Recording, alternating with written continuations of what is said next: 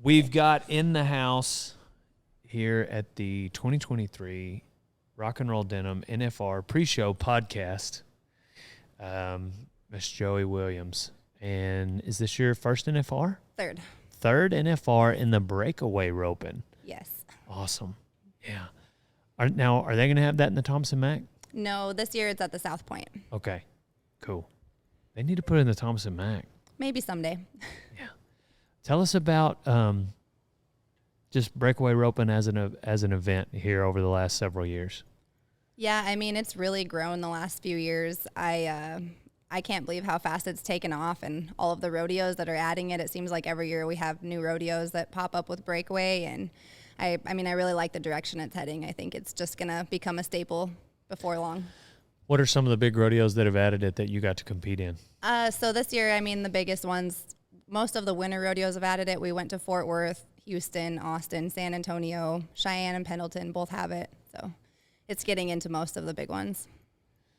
Now, is it just PRCA or is it affiliated with the WP? WPRA? Yeah. So it's a WPRA event, and then we're like same as barrel racing. Gotcha. That's what I was thinking. Yep. Yeah. Okay. I assumed that, but Yeah. I've not ever actually asked someone or looked it up. But, yeah, I think it's awesome that the girls are – it seems like everybody is so excited about it. Yeah, I think so.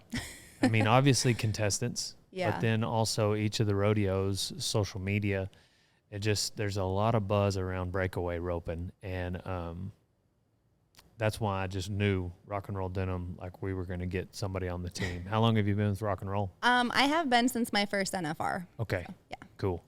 Yeah, we had to do that. So how'd you do it your first two?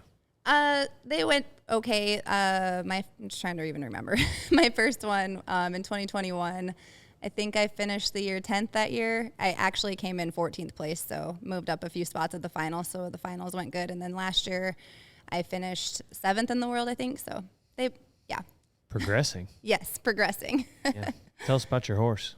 So her name is Baby, and last year she was the WPRA Breakaway Horse of the Year. So she's pretty solid, and honestly, I probably wouldn't even be doing this if I didn't have her. She's definitely the real MVP. So That's awesome. Yeah.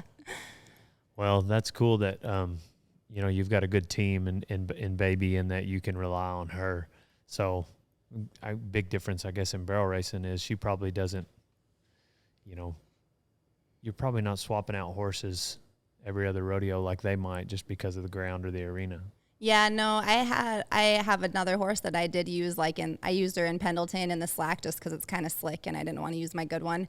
And I used her in the slack of Cheyenne, but honestly, other than those two runs, I pretty much used Baby everywhere this year. Mm-hmm. So, yeah, I guess the only thing changing would maybe be the score. Yeah, yep. And then at those two rodeos, I rode my good one in the short round. So, yeah. And the score is different at those two rodeos, isn't yes. it? I mean, Cheyenne and Pendleton, that'd be Yeah, so they're actually really fun. I mean, it's kind of a little bit more Western, I guess you could say. You're letting your calf way out there, and you get to go run one down, and it's pretty fun. That sounds like a blast. Yeah, it is. So cool to watch.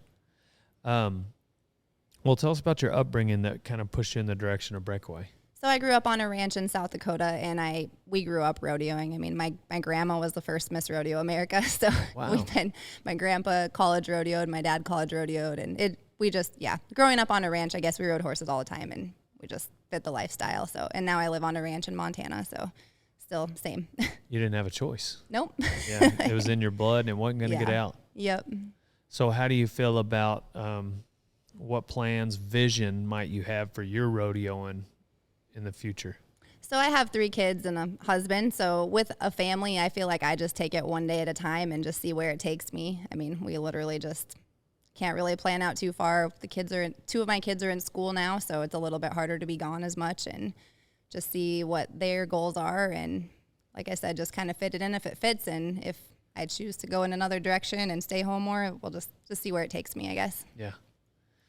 Cool. Well, it's definitely new to the sport, but I think it's only going to, bring more attention and get more people excited and get some girls off the fence and in the arena. Yeah, I mean, I think it's really cool because for so long, barrel racing, I mean, when I was younger, I thought the only time I would ever get to go to a rodeo like Cheyenne is if I barrel raced. And I did barrel race, and I did actually compete at Cheyenne, like probably over 10 years ago. But the fact that girls have another avenue that they can focus on now, and, you know, these younger girls out there, 5, 6-year-olds, and they're into breakaway and they can actually have a career at it now, it's pretty cool to give, you know, barrel racing isn't for everyone. So it's pretty cool that girls have another avenue that they can go down now and something to look forward to and goals. So that's super neat. Yeah. Well, thank you for coming on. Thank you for being on the Rock and Roll Denim team and open up our eyes to the world of breakaway roping. We can't wait to watch you this year at the NFR. Well, thank you. Yes, ma'am. Everybody look out for Joey. She'll be riding Baby at the 2023 Rock and Roll Denim NFR. Pow, pow.